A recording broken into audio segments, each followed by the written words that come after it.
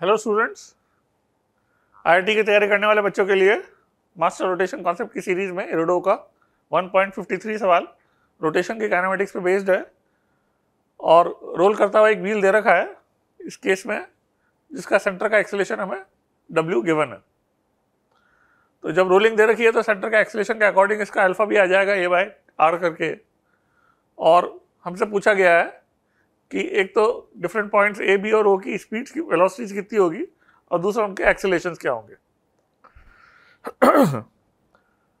तो आपको काइनेमेटिक्स में ये पता होना चाहिए कि जो वेलोसिटीज हम निकालते हैं तो सेंटर की वेलोसिटी की यूज करके जो है और किसी पॉइंट की वेलोसिटी निकालना बड़ा आसान हो जाता है, क्योंकि रोलिंग में जो सेंटर का रिलेटिव मोशन होता है ओमेगा आर, वो भी मैग्नीट्यूड में वी के बराबर ही होता है। तो यदि मैं इसको ओमेगा बोलूं तो सेंटर की वेलोसिटी वी से इस पॉइंट की वेलोसिटी निकालेंगे जब, तो वी सेंटर की वेलोसिटी हो गई और सेंटर के अबाउट रोटेशन के कारण ओमेगा आर वेलोसिटी भी वी ही हो जाएगी। तो इसलिए जो रिजल्टेंट वेलोसिटी जो होगी पॉइंट ए की बात करें यदि हम, तो 2v हो जाएगी और सेंटर का एक्सेलरेशन यदि हमें w दे रखा है तो स्टार्ट से 2 सेकंड t टाइम बाद जो है w t जो है सेंटर की वेलोसिटी को लिख देंगे, इसलिए a की वेलोसिटी हो जाएगी 2wt।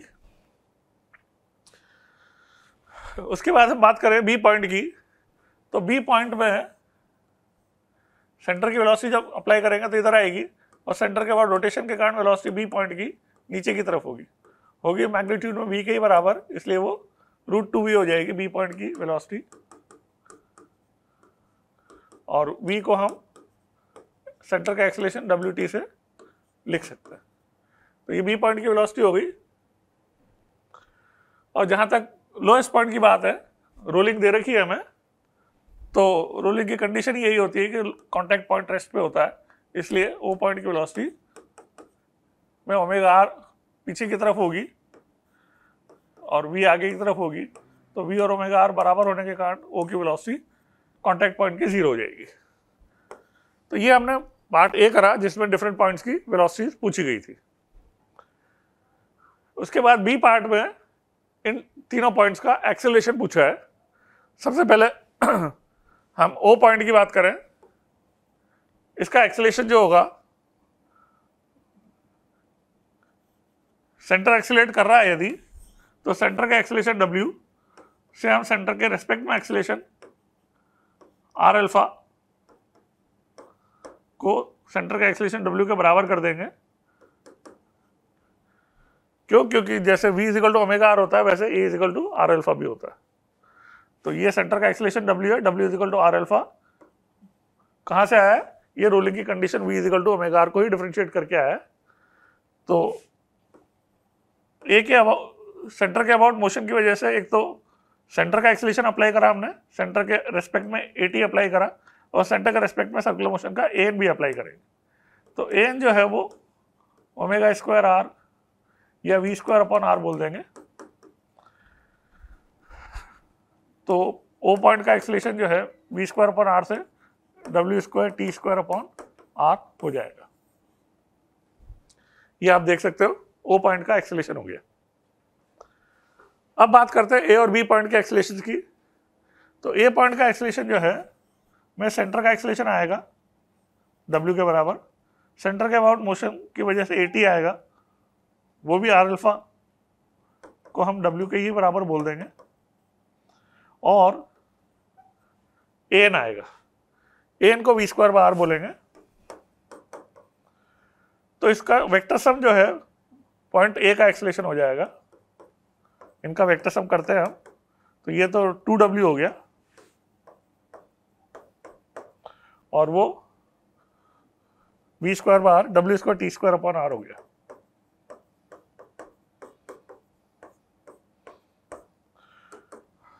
और इसमें हम क्या कर सकते हैं, W स्क्वायर को यदि कॉमन निकाल लें, 2W को कॉमन निकाल लेते हैं, तो 1 plus W square T square upon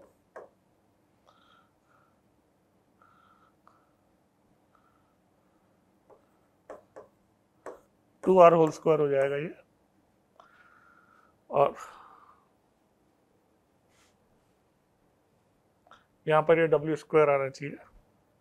एक w खैर कॉमन आ गया इसलिए स्क्वायर नहीं आएगा, ठीक है।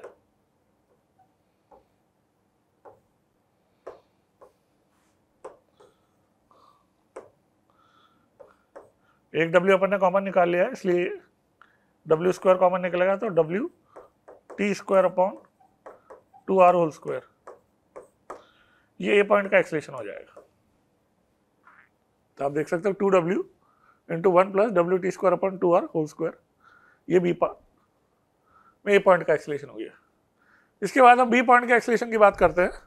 तो b पॉइंट के एक्सलेशन में सेंटर का एक्सलेशन लिखोगे आप w, सेंटर के अबाउट मोशन के कारण at लिखोगे r अल्फा, वो भी मैग्नीट्यूड में w के बराबर होगा, और तीसरा एक्सलेशन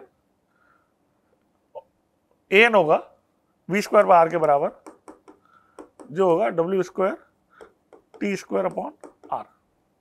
इन तीनों का वेक्टर सम ab हो जाएगा। अब इन तीनों का वेक्टर सम करने के लिए हम w माइनस दिस करेंगे,